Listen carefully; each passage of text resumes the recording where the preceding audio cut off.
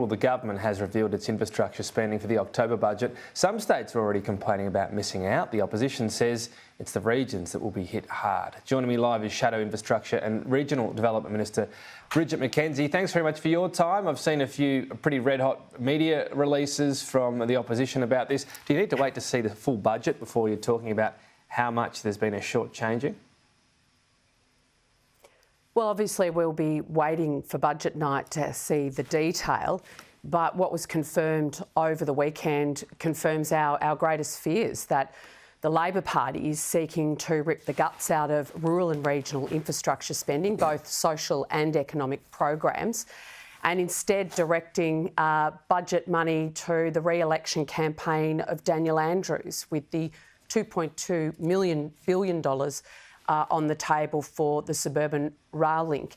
Tom, you'll remember in Anthony Albanese's budgeting reply only back in March, when he made a big deal about only funding projects that stacked up according to Infrastructure Australia's methodology, and his own minister admitted over the weekend that this $2.2 billion project hasn't gone through Infrastructure Australia, and indeed the Victorian Auditor-General themselves has said this has, so many questions over it. It doesn't stack up to them either. So it's merely a project that is to support the re-election of a Labor state government, which is hyper-politicisation at such an early juncture of the Anthony Albanese government.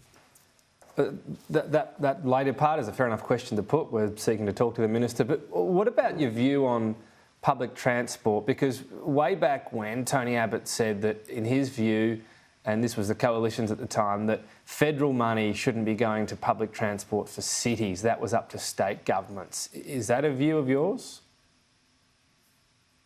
Well, that's one of the concerns I think that I have as the Shadow Infrastructure Minister about the changes under the climate legislation, for instance. Now, Infrastructure Australia will be preferencing, if they adopt that methodology, which they have to under legislation, preferencing projects like that in capital cities rather than the much needed road, rail and social infrastructure in the regions. The type of programs that are on the chopping block fund medical training facilities to fix the doctors' crisis in the regions, that actually type of funding programs like the Building Better Regions program, which puts significant money into the Mackay Central Queensland Rescue Emergency Services to help them deal with natural disasters in Central Queensland. So these are not wasteful projects or programs, as the Labor Party likes to say.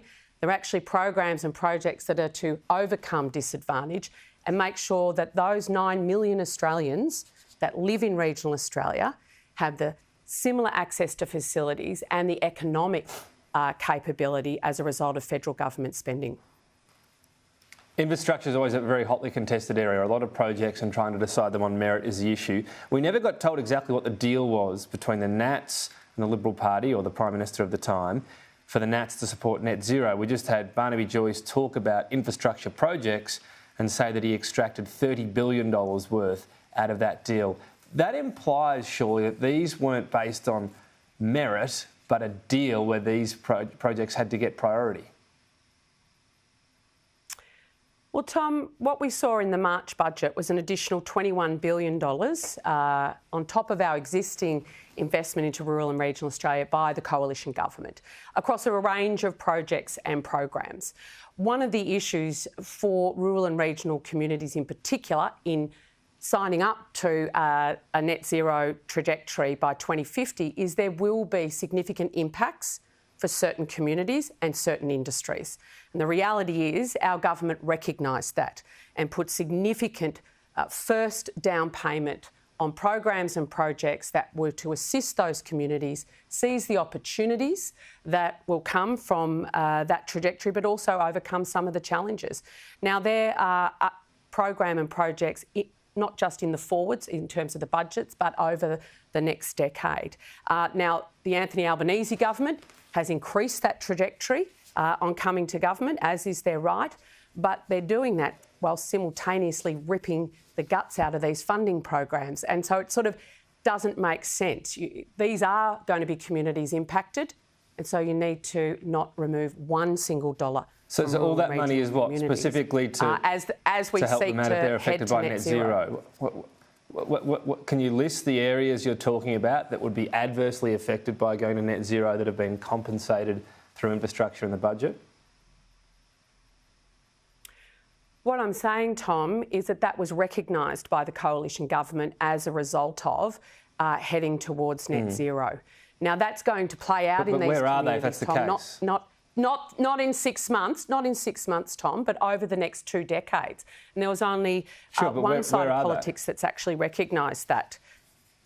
Well, the Hunter, for instance, Central Queensland, our communities that rely on mining and resources significantly.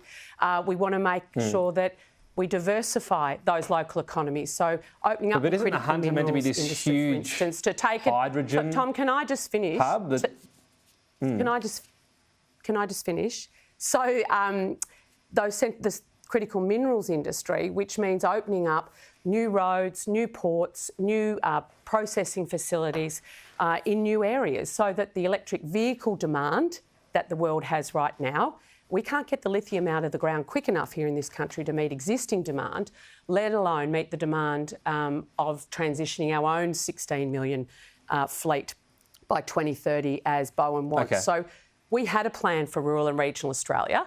This government doesn't. The only time they talk about the regions is when they want to rip funding out of them. And that was evident over the minister's comments on the weekend. So we're very concerned going forward to the budget. All right, we'll talk post-budget. Just finally and briefly though, Medicare, a claim today that could be up to $8 billion being, call it what you will, ripped off, overcharged, accidentally, deliberately, whatever it might be, every year. The government says if this happens, it's dodgy, they're grubs. The AMA has reacted angrily, though. Well, what's your view on this? Is there a problem? Oh, look, if these reported allegations are true, this is unprecedented. 30% of Medicare charges are being fraudulent. I mean, that's not just, as the Treasurer said, ripping off people that need urgent services. It's actually ripping off the Australian taxpayer. And when we're looking to fix a budget deficit, these are the sorts of structural changes, that and the NDIS, that we need to actually look at rather than infrastructure projects in the regions.